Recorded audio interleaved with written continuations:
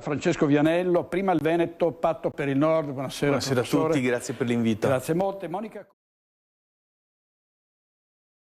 Vedete a Venezia, voi che siete ad esempio rappresentanti del veneziano, vedete com'è ridotta Venezia. Infatti c'è il centrodestra, infatti c'è il centrodestra al governo nazionale, regionale e comunale, dice che noi siamo fascisti, ma tutti a votare perché i fascisti finalmente. Vianello, se va su anche i indipendentisti succederà la stessa cosa, non si preoccupi, perché qualsiasi partito che è stato su, qualsiasi, la minestra è sempre stata la stessa. Facciamo le previsioni, propaganda su questo, allora. Sono al governo loro da tanti anni, siete voi che fate propaganda.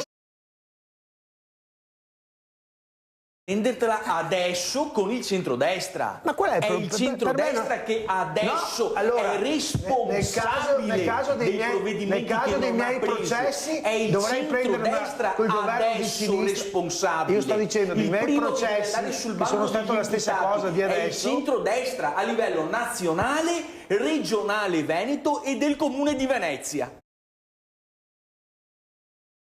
Dico che quando è fatto il primo processo c'era il governo Berlusconi, tutto è politica, poi c'è stato il governo di sinistra, è stata la stessa cosa. Se voi volete metterla solo sul piano, Vianello, se lei vuole metterla solo sul piano politico, guardi che la campagna elettorale la può fare dopo, 360 gradi, la può fare dopo la campagna elettorale. Stanno cercando goffamente di salvare la faccia. Ma cosa importa al cittadino di salvare la faccia? Con quale al cittadino non importa niente questa cosa qua, importa che chiunque vada su, sinistra, destra o centro, ma adesso nella devi sua prendertela città, con loro, faccia cosa, e quelli che verranno dopo è uguale. Adesso, non anticipiamo cosa lei, la sfera di cristallo per dire che Patto per il Nord non farà, quindi tutti coloro che andranno al governo non faranno. E allora cosa stiamo qua a riunirci a fare politica, a fare questo teatrino televisivo della politica? Parlare del sociale, poi ormai ha rotto i coglioni, sapevo dirla, ecco. Allora Vianello, per quanto riguarda la questione del rimborso ai, diciamo, ai familiari delle vittime, cosa ne pensa lì? C'è stato nel nuovo pacchetto sicurezza, questo rimborso è stato tolto in sostanza. Chi delinque, ha detto oggi la Meloni, non potrà più essere rimborsato. No? Beh certo, questo finalmente è una cosa corretta.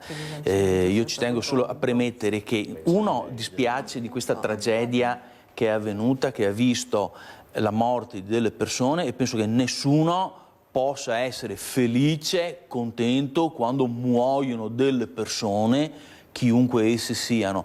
Poi dispiace anche logicamente che il povero Ruggero sia finito in una condizione di imputabilità, perché logicamente si capisce, no? L'esasperazione di questa persona sottoposta reiteratamente, no? A rapine, a tentativi di rapine, a violenze, eccetera. Purtroppo che cosa sta succedendo? Che il territorio è in mano alla criminalità. Le forze dell'ordine ci sono competenti, sono bravissime, sono motivatissime, però il problema è politico a monte, è politico, bisogna cambiare le regole di ingaggio e mettere nelle condizioni le nostre forze dell'ordine, che ripeto hanno un'elevatissima professionalità, motivazione e competenze, di poter svolgere più efficacemente il lavoro per il quale sono preposti. Quindi il problema è politico. Noi qui abbiamo un governo, okay, che ha probabilmente in campagna, pensa di essere ancora in campagna elettorale quando erano all'opposizione, e hanno speso forse più tempo di fronte all'opinione pubblica per convincere l'opinione pubblica e la comunità europea che non fossero fascisti, e probabilmente quindi hanno dimenticato la loro reale essenza. Probabilmente non si sono accorti che il 35% degli italiani li ha votati proprio perché credevano che fossero i medesimi e che quindi si comportassero e agissero, perlomeno sul fronte della criminalità interna e sul fronte degli sbarchi dei clandestini dall'esterno, si comportassero come tali, come avevano promesso di essere. Invece gli sbarchi dei clandestini non sono assolutamente diminuiti. Le nostre forze dell'ordine sono loro purtroppo che hanno le manette ai polsi. Sono loro che non possono agire. Le manette ai polsi dovrebbero averle i delinquenti, come diceva Fabris, che hai usato la parola di ricercati, no? I nostri ricercatori sono costretti ad andare all'estero e invece se impenimo della peso genia, no? Che dall'altra parte del Mediterraneo viene qui con la convinzione proprio di essere impuniti, perché dicono tanto i giudici assolvono tutti, le forze dell'ordine sono messe nelle condizioni di non poterci fare nulla, di darci una carezza e via, e questo è il risultato. Però è veramente goffo e ridicolo, secondo me, il tentativo delle forze di governo in questo momento a livello nazionale, in primis per il partito di quel che resta della Lega, ormai avviatasi sul viale del tramonto politico e ideologico, e quello delle sorelle romane.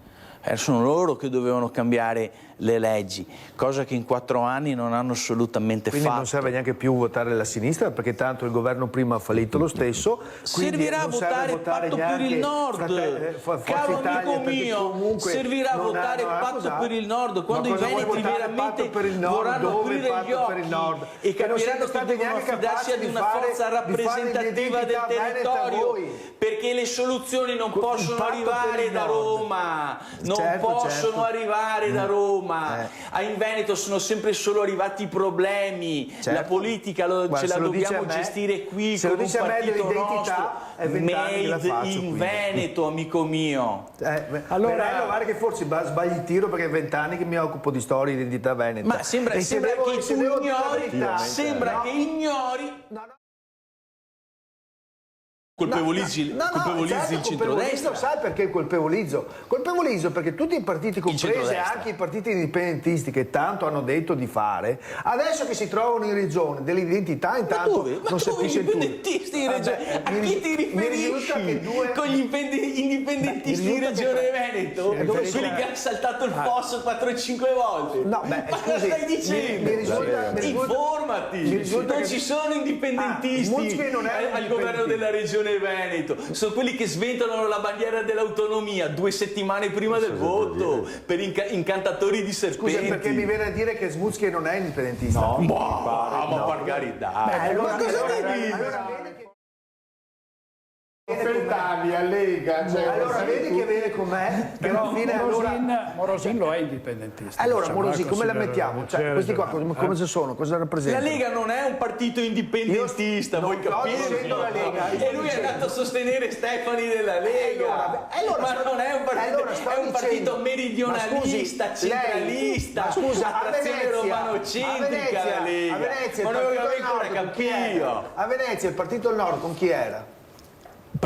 Ancora non c'era, alle comunali c'era prima il Veneto, abbiamo corso orgogliosamente da soli per rappresentare le istanze del territorio veneto, da soli orgogliosamente. Gli altri invece per avere una carega, perché noi non facciamo politica per avere una carega, gli altri sono saliti sul carro dei vincitori. Devi informarti, devi informarti. Infatti si sono visti i risultati. Non sei politicamente informato. Che sarai ma il cabaret lo fanno i tuoi compagni di governo, lo fanno. Andiamo avanti. Il centrodestra ne ha avuti tanti di cabarettisti, guarda. I talk prevedono anche questo. Vianelli. Ho perso il filo. Da una mano.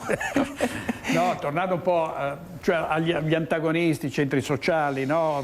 Ogni tanto riaffiora questa tensione.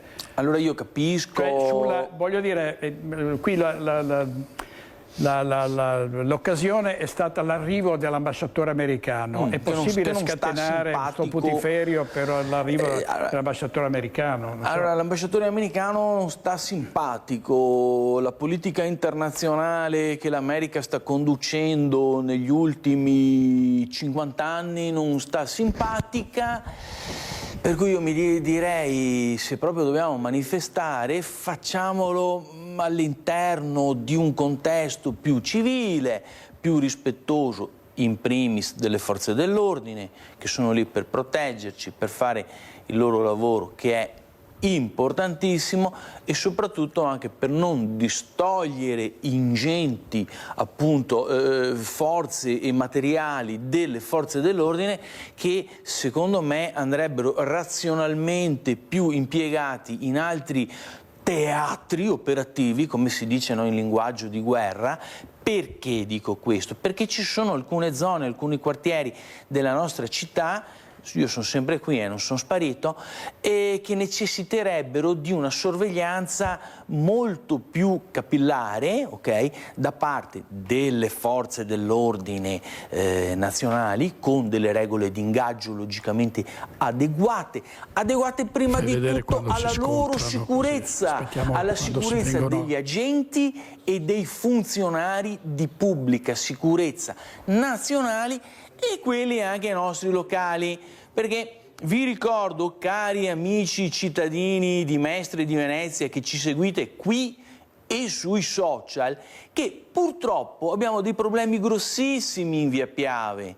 C'è chi ha vinto 3 campagne elettorali ripetendo sempre le solite fiabe, le solite promesse, che avrebbe risolto i problemi di sicurezza, di spaccio e di uso di sostanze stupefacenti, violenze, scippi, coltellate. Qua a Mestre i se ciappa a Corteae un giorno sì e st'altro anca, cioè, e vogliono assumere altri 200 vigili. Sarebbe più opportuno razionalizzare l'utilizzo e l'impiego di quelli attualmente in dotazione nell'organico della polizia locale. Adesso sto parlando di quella locale del mio comune di residenza, il comune di Venezia, perché a sto punto qua si trasformeremo, no, in cosa? In 60 milioni di poliziotti andando avanti di sto ritmo qua. Saremo o 60 milioni di poliziotti o, permettetemi questa battuta, so che sarà divisiva, o saremo tutti e 60 milioni in galera perché avremo reagito esasperati all'ennesima rapina, all'ennesima violenza. Saremo tutti e 60 milioni, allora 30 milioni di poliziotti e 30 milioni matti esasperati in galera. Perché se devo dire una cosa, quindi 60 solo chilare, a me dispiace che siano morte 2 persone, però quello che è successo col caso di Ruggero e di altri serve da monito. Siamo esasperati in casa, lo dico ai signori che vengono a violare le nostre e le vostre proprietà private. Sappiate che dentro in casa troverete dei pazzi esasperati. A buon intenditore, poche parole. Grazie Francesco Vianello. Scusa, Vianello, allora sulle preferenze cosa ci dice? Sì, qui assistiamo, penso che io abbia a memoria, mi sembra il 4º tentativo di modifica della legge elettorale, perché siamo passati dal Porcellum al Rosatellum al Mattarellum, e adesso questa, se dovesse passare questa riforma, ci sarebbe un premio di maggioranza che assegnerebbe il 55 o addirittura il 57% dei seggi del Parlamento, distribuiti nelle 2 Camere, della Camera e del Senato, a quella coalizione che dovesse raggiungere la maggioranza relativa, quindi non assoluta, perché il 51% praticamente è matematicamente, o meglio dire, è politicamente impossibile che una coalizione oggi in Italia, in queste condizioni, possa raggiungere il 51%, ma lo assegnerebbe a chi dovesse invece raggiungere il 42% dei consensi. Allora, purtroppo viviamo in un sistema politico, il nostro, che si definisce atomizzato o frammentato, in cui c'è una galassia di partiti, per cui il nostro sistema è ben distante da quello bipolare e bipartitico che invece c'è negli Stati Uniti d'America e per esempio in Gran Bretagna, per cui la nostra situazione è quella che vede sempre la comparsa, no, di 2 grosse coalizioni, il centrodestra e il centrosinistra, quindi in una apparente alternanza di governo, partiti di centro che invece hanno l'onere e la condanna probabilmente di essere sempre al governo, perché governeranno o con la coalizione di centrodestra o con quella di centrosinistra. sono presenti anche delle forze politiche cosiddette di antisistema, come per esempio noi, no? Okay? Antisistema perché rifiutiamo, cioè osteggiamo tout court proprio il sistema politico italiano, romanocentrico, asfissiante, centralista, inefficiente, incapace di governare bene al sud, al centro e al nord. Per cui c'è una riforma elettorale che consenta a qualcuno in qualche modo di governare per 5 anni e di non fare assolutamente nulla di ciò che aveva promesso nelle precedenti campagne elettorali, come il governo cappeggiato dal partito delle sorelle romane sta dimostrando per l'ennesima volta. Questo purtroppo, signori miei, è il grande gioco, il grande teatro pirotecnico della politica italiana. Grazie Francesco Vianello. Ridete, ma se così Prego. Però ad esempio l'identità che si dovrebbe guardare soprattutto sull'identità veneta, quando si entra poi nel sistema, guarda caso l'identità veneta va a sparire. Gli altri, la Lega l'ha fatta sparire. No, io parlo anche dei micropartiti. No, per piacere, guarda. Voi dovete ancora governare da qualche parte. Prima il Veneto e patto per il nord. Sì, ma aspetta almeno che governate da qualche parte, poi vediamo. Insomma. Appunto ci giudicherai quando io sto dicendo in generale. In Veneto il problema è politica italiana. Tutti i nostri ospiti, Francesco Vianello, prima il Veneto, patto per il nord. Grazie professore. Buonasera, grazie a voi tutti.